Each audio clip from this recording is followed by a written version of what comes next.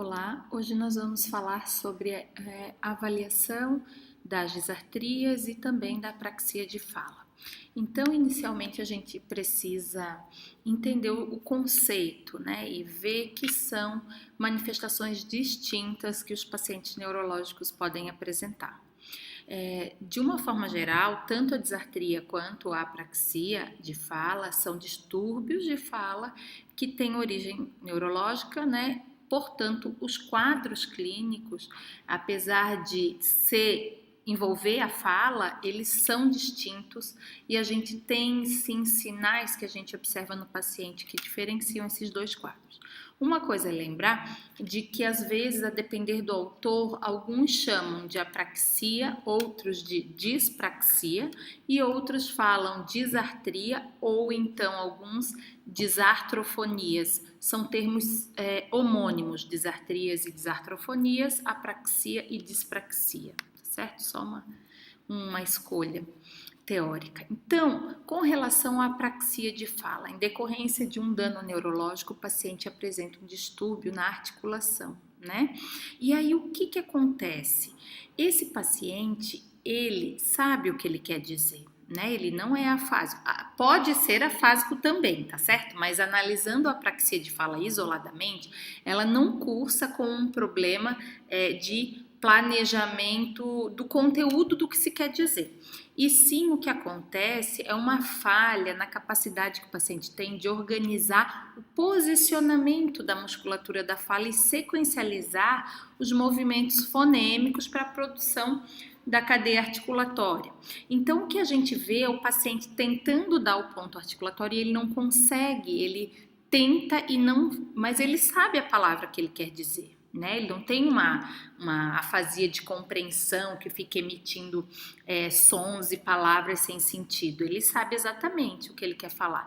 Só que o cérebro dele é incapaz de colocar a sequência fonêmica daquela palavra que ele pensou numa ordem correta que pronuncie. Então, é o paciente que você pede para ele pronunciar, por exemplo, uma palavra tapete, e ele tenta, você vê que ele movimenta os lábios para tentar dar o ponto articulatório, mas ao tentar falar tapete, ele fala camete, tapete, talete, matete. Você vê que ele usa fonemas que estão na figura, na palavra-alvo, mas ele erra. Às vezes sai correto, mas se você pede para ele repetir de novo, ele repete de forma incorreta de novo. Então, o primeiro sinal que a gente já tem que lembrar que parece mais apraxia de fala é que ao pedir para o paciente repetir uma palavra, ele repete sempre de forma diferente. No protocolo que avalia a apraxia de fala, a gente pede para o paciente repetir, por exemplo, 5 vezes a palavra televisão. E é bem comum que o paciente que tenha apraxia de fala, ele repita 5 vezes de forma diferente. Então, temelizão, petelizão, quemelizão. Cada vez ele vai tentar. Pode ser que até acerte uma ou outra. Aí quando você diz isso, seu João, repete de novo, já não sai mais correto. É como se o cérebro não conseguisse manter numa memória de trabalho aquela sequência de fonemas que vai ser a palavra que a pessoa quer dizer. E aí, para diferenciar bem da disartria, este paciente que tem apraxia de fala, ele não tem fraqueza, ele não tem lentidão, nem coordenação dos músculos, dos órgãos fonoarticulatórios, né? Ele tem preservação, não é uma questão uma questão músculo-esquelética que a gente fala, e sim mental, é um planejamento equivocado ou uma falha de um planejamento do sequenciamento fonêmico, tá? Os quadros são bastante variáveis, a gente pode ter paciente com uma apraxia leve ou com uma apraxia de fala muito grande. Lembrar que a apraxia de fala também é chamada por alguns autores de apraxia verbal.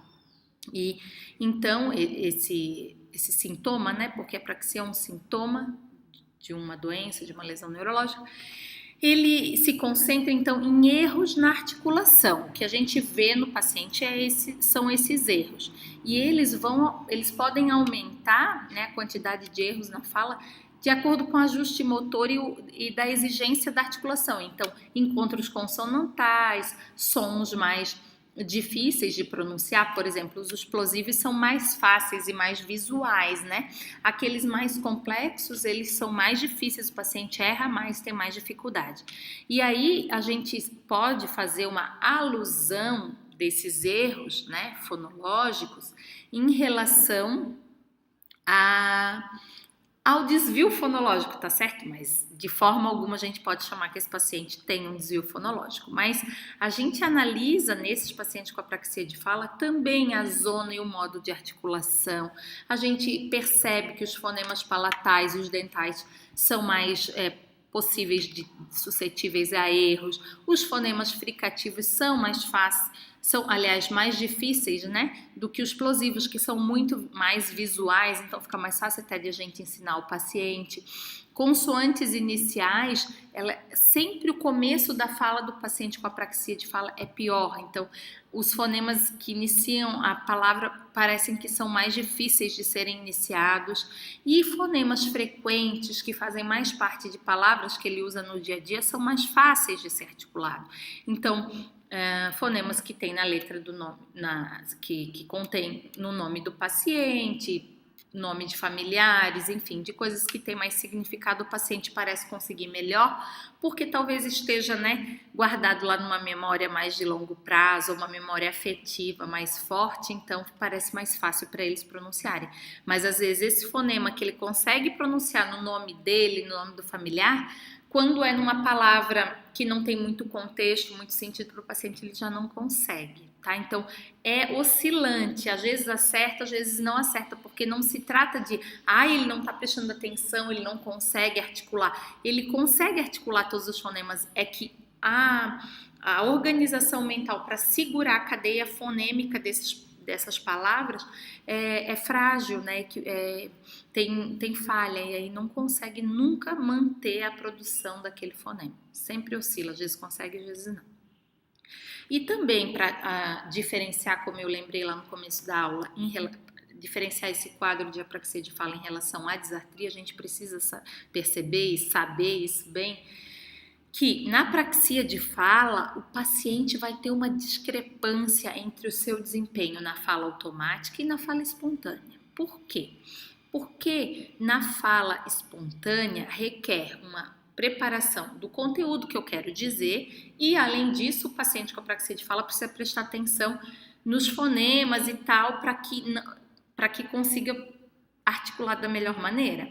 A gente, quando vai falar espontaneamente, a gente não fica pensando nos fonemas, qual que eu vou colocar, qual palavra que eu vou selecionar. Eu seleciono de uma forma bem rápida, a gente nem tem um controle muito voluntário disso. Eu penso no tema que eu vou dizer, né, que alguém me pediu para eu falar, e eu começo a falar. Eu não fico prestando atenção no sequenciamento dos sons, mas esse paciente não.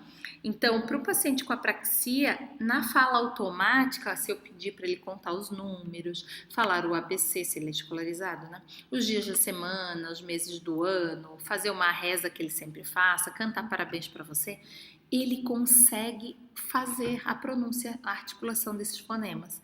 Já na fala espontânea, se você pede, fala para mim como foi o seu dia ontem e tal, ele erra, que a fala fica poluída de erros fonêmicos que a gente não consegue, às vezes, nem compreender o que ele está dizendo, e isso faz o paciente sofrer muito. Então, um grande diferenciador entre a disartria e a apraxia de fala é que na apraxia de fala o paciente tem uma discrepância, ou seja, uma dissociação. Ele vai bem, vai melhor, aliás, não é que ele vai bem, ele vai melhor na fala automática do que na fala espontânea, tá? Ele também às vezes comete uns erros na fala automática, mas ele vai bem melhor, fica muito visível pra gente que fica diferente. Na disartria, não. A disartria afeta a fala espontânea e a fala automática também, depois eu vou explicar pra vocês.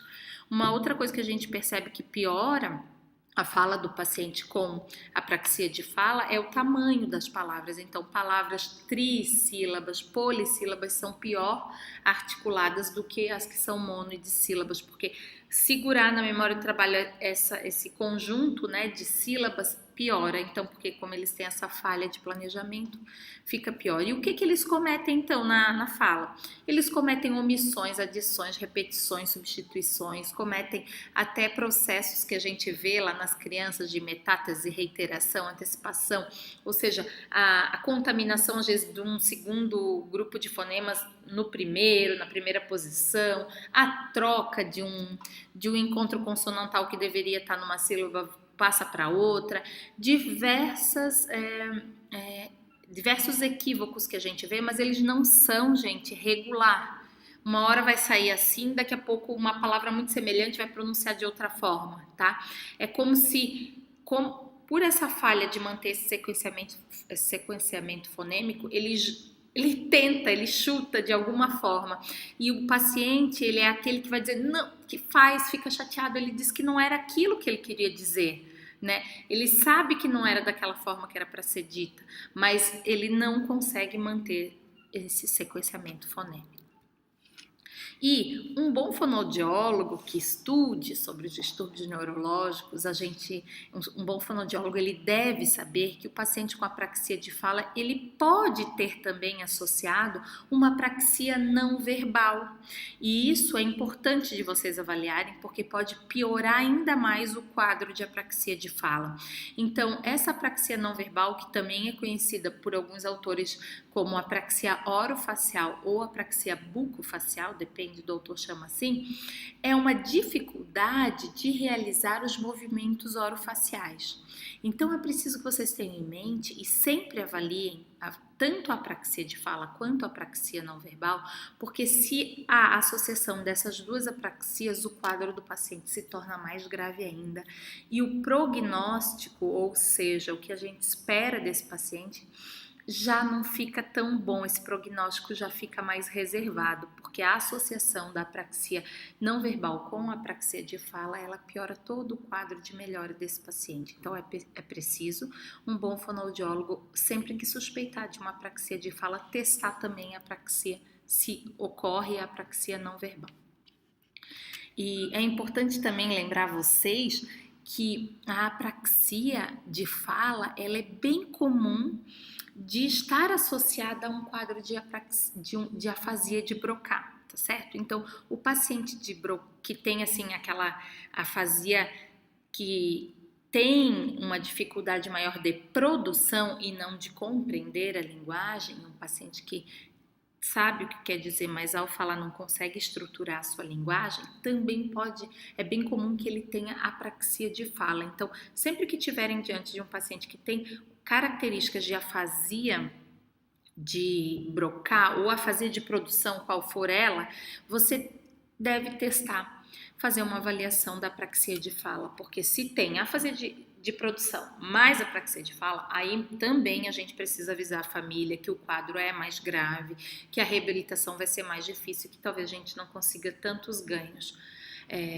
quanto a gente conseguiria se fosse só um quadro de afasia isolada, tá? Ou só de apraxia de fala isolada.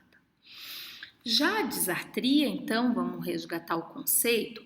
A disartria é um distúrbio também de fala em decorrência de uma lesão neurológica, mas que afeta o controle muscular dos mecanismos da fala. Quais são esses mecanismos? Quais são as bases motoras para a produção da fala? Respiração, fonação, ressonância, articulação e prosódia. Então, a disartria é um quadro que afeta essas bases motoras da produção da fala, em decorrência dessa falha musculoesquelética. Então, o que acontece que causa paralisia, fraqueza ou incoordenação dessa musculatura. Então, diferente da apraxia de fala, onde não havia paralisia, fraqueza ou incoordenação, na disartria acontece o problema de fala por isso, tá? Então, a primeira diferenciação entre esses dois quadros é um tem fraqueza, paralisia e incoordenação muscular, o outro não tem. E também, como na apraxia de fala, os quadros de disartria são bastante variáveis. Eu vou mostrar para vocês, nomear aqui, Isso não é uma questão de prova, isso é uma questão que vocês têm que buscar quando tiver um paciente com avaliação, na avaliação, para saber se a etiologia dessa disartria é estático, é degenerativo, e para vocês entenderem como melhor deve ser o tratamento, mas eu vou passar rapidamente os conceitos que vocês já deveriam ter tido no outro semestre.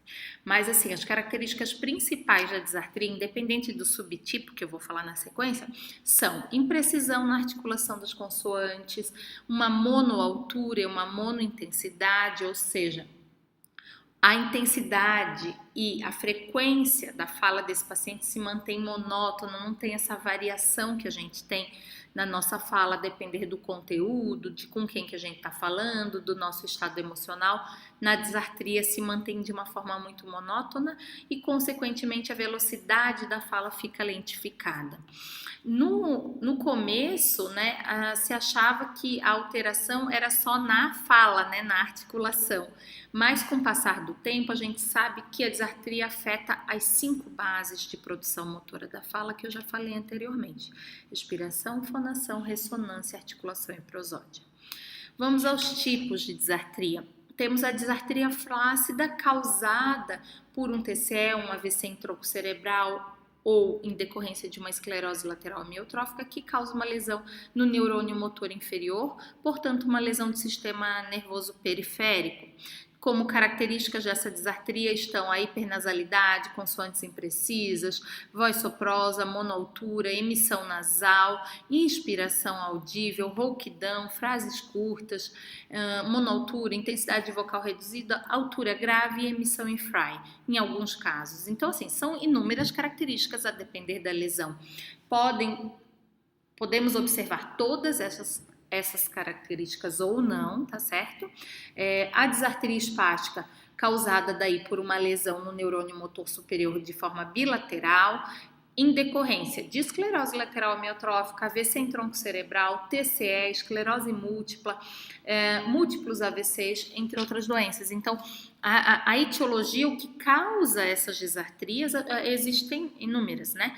Inúmeras causas. O que precisamos ver é o local da lesão e as características que nós, fonoaudiólogos, temos que observar no momento da nossa avaliação com relação à fala desse paciente. Então, características: voz rouca, voz tensa estrangulada, consoantes imprecisas, monoaltura, hipernasalidade, frases curtas, vogais distorcidas, quebras de frequência, tonicidade excessiva, labilidade emocional, voz áspera, altura grave, a depender do quadro, todas essas características ou algumas delas.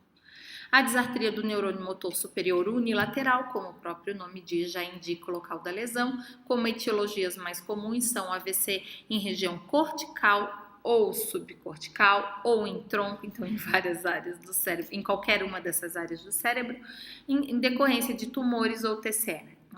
As características dessa disartria são similares à disartria espástica, porém é um quadro um pouco mais leve. Como características de fala, observamos alteração na parte inferior da face e na língua, consoantes imprecisas, a velocidade articulatória, que a gente chama de diadococinesia, agilidade articulatória, que chamamos de diadococinesia oral, é lentificada, voz rouca, essa agilidade articulatória ela é imprecisa e irregular, a velocidade de fala é lenta, quebras articulatórias e hipernasalidade leve. E a disartria hipocinética, essa disartria é a característica dos pacientes que têm doença de Parkinson, então tenho certeza que muitos de vocês já presenciaram um paciente com essa dificuldade, causada por uma lesão no sistema extrapiramidal, cujas características são intensidade reduzida, voz monótona, qualidade vocal rouca e ou soprosa, altura grave, imprecisão articulatória, redução na tessitura da voz falada, alterações de fluência e ressonância hipernasal, além de uma certa disfluência, chamada antigamente de falilalia, esse termo nem se usa mais, mas estou usando o que os autores que eu usei como referência indicam, que pode causar pela lentificação tão grande que dá uma quebra de fluência. A disartria hipercinética associada a uma lesão no sistema extrapiramidal, principalmente mais localizada nos gânglios da base, né, nos núcleos da base, ou em conexões dessa região que são responsáveis pelo planejamento, pela programação de movimentos que são aprendidos, como o da fala, né? É facilmente diagnosticada, porque a gente vê que não tem assim movimentos involuntários associados, a eficácia da terapia não é muito boa, é bem discutível se esses pacientes melhoram, porque eles são pacientes cuja etiologia do problema vem de doenças que causam sinais neurológicos, sintomas, aliás, como coreia, distonia, mioclonia, são pacientes mais graves, que se vocês buscarem estudar o que são esses sintomas, vocês verão que são movimentos involuntários de difícil controle do paciente, consequentemente afetam a fala e o paciente não consegue também controlar muito bem na fala esses sintomas. As características que a gente observa na fala são distorção das vogais, distonia, fonemas prolongados, consoantes imprecisas, precisão articulatória variável, ora tá melhor, ora tá pior, voz áspera, alterações prosódicas, intervalos prolongados e variação da tonicidade ao falar. A disartria táxica é um outro subtipo, né, de disartria, causada por lesão no cerebelo e nas conexões, né, que partem do cerebelo, causando então, essa lesão vai causar uma ataxia generalizada, ou em parte de alguns membros, né? E aí, contudo, afeta também a coordenação da fala, a ataxia afeta o movimento da fala, e aí isso vai com que aconteça características também atáxicas na fala, que podem ser, assim, mais detalhadamente mencionadas como sendo tremor vocal, voz áspera, hipotonia, precisão de consoantes, excesso prosódico acentuado. Além disso, a gente observa, quando o paciente fala, um nistagmo ocular, dissinergia, instabilidade postural, e a gente vê essa dificuldade atáxica no andar do paciente, né? Então, as etiologias dessa disartria atáxica são tumor cerebelares, AVC ou um TCE que afete essas regiões. E também, por fim, temos a disartria mista, que pode ser causada por múltiplas lesões, né, em decorrência tanto da esclerose lateral amiotrófica, que pode causar uma junção da disartria flácida mais espástica, da esclerose múltipla, que acaba misturando a disartria espástica com a táxica, e da doença de Wilson, que é uma doença que pode ser vista já desde da fase adulta e jovem, até causando disartria, uma junção de disartria espástica, atáxica e hipocinética. Então, são disartrias que a gente vê quando vimos doenças degenerativas que afetam e que causam múltiplas lesões, tá? Então, seria um quadro mais misto e a gente precisa, depois para o tratamento, analisar quais são esses sintomas na fala e tratar cada um deles. Como a gente avalia tanto a apraxia de fala quanto a disartria? Na apraxia de fala, então, a nossa avaliação precisa ser minuciosa nas manifestações fonológicas que esse paciente apresenta, né? O que ele, de fato, fonologicamente tem que causa essa falha na articulação.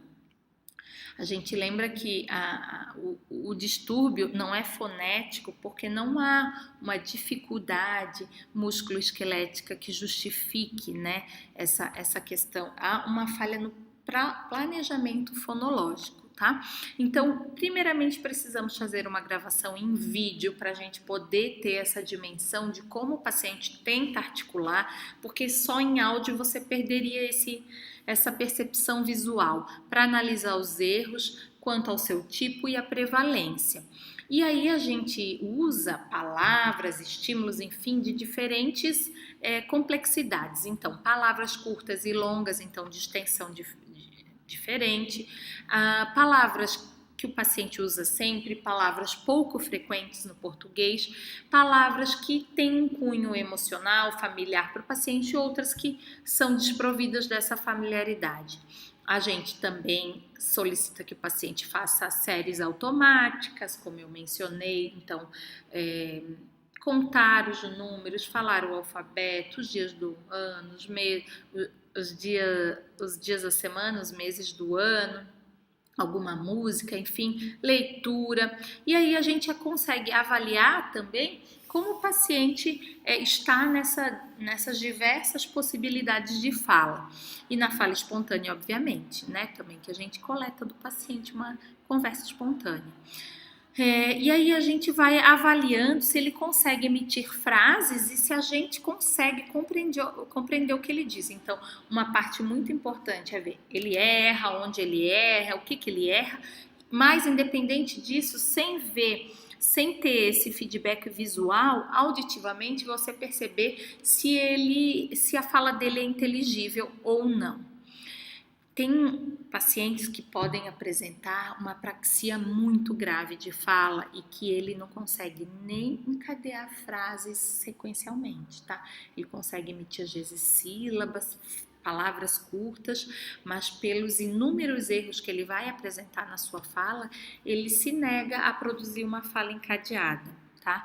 Sempre lembrar que provavelmente não, mas que com certeza a apraxia de fala, essa falha de planejar a sequência fonêmica, ela tem a ver com uma falha de memória de trabalho, de memória operacional. Então a gente também precisa avaliar como está a produção, aliás, o funcionamento da memória de trabalho. Existem testes que a gente pode selecionar para avaliar, tá? Ficaria uma avaliação mais completa desse paciente. Mas o protocolo de apraxia de fala, ele contempla o quê, então?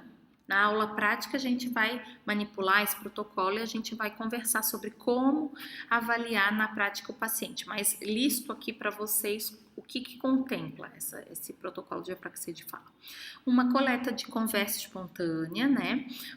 Uma coleta sobre do tempo máximo de fonação, TMF, então da emissão de vogais, a diadococinese oral, que é a agilidade articulatória, pronunciar o mais rápido possível os fonemas, as sílabas pá, tá, cá, pá, pá, pá, pá, pá, tá, tá, tá, tá, tá, cá, cá, cá, cá, cá, e depois a junção deles, pá, tá, cá, que daí você veria a produção encadeada de sílabas anteriores, mesiais e posteriores, pá, tá, cá, pá, tá, cá, pá, tá, cá, pá, tá, cá, para ver se o paciente consegue manter a velocidade, a repetição correta dessas sílabas, né, desses sons.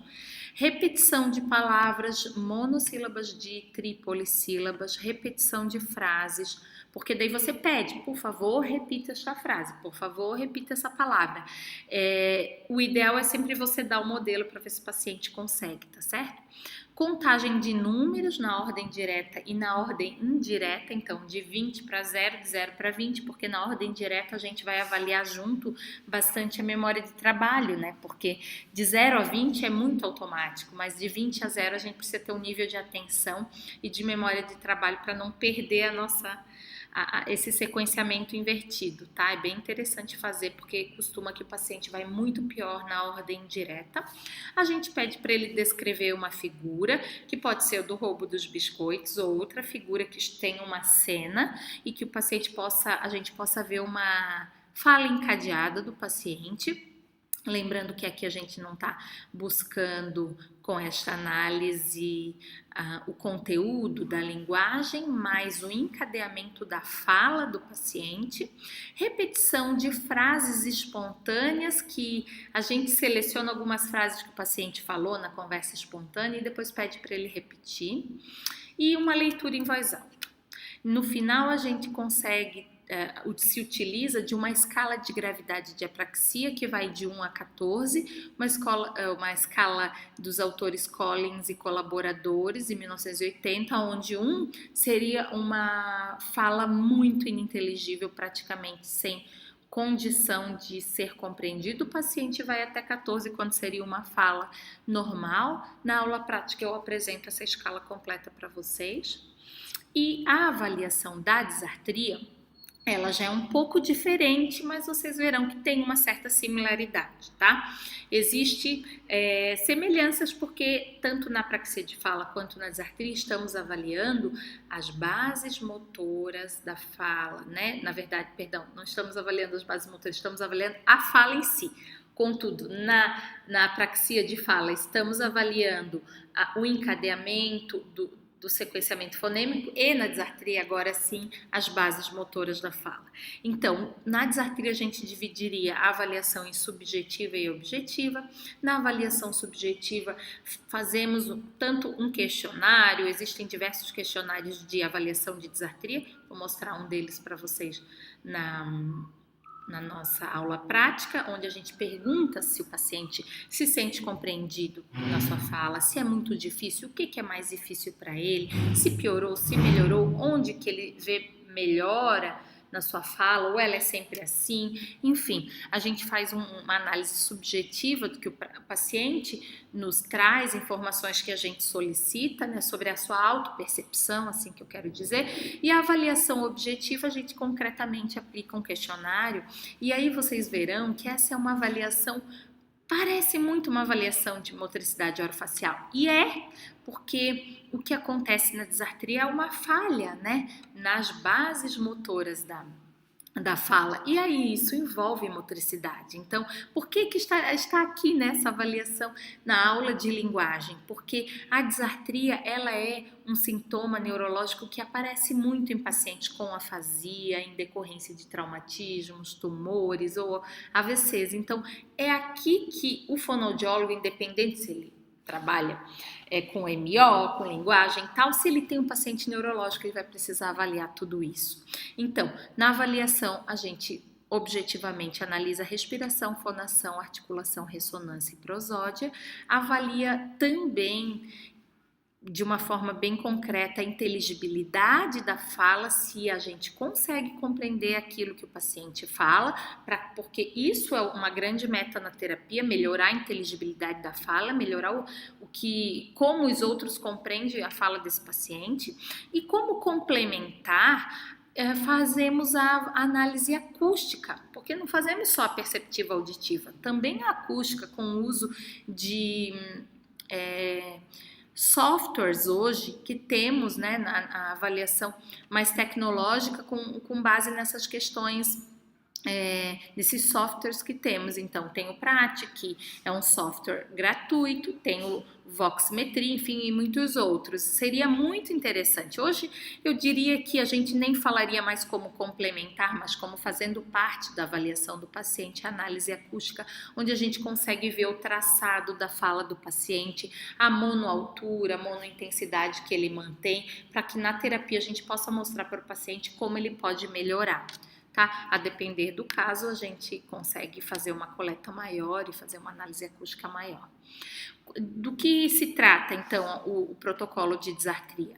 A gente observa também, já logo no início, já desde a anamnese, na verdade, a gente vai percebendo aspectos auditivos, se o paciente tem algum comprometimento associado, comportamentais, a postura do paciente, a dentição, a sua impressão subjetiva sobre o seu problema, a sua linguagem também, porque às vezes a disartria está associada a um quadro de afasia, a fluência que esse paciente tem, para que a gente possa já, a partir da anamnese, imaginar que na avaliação, às vezes, esses fatores influenciarão.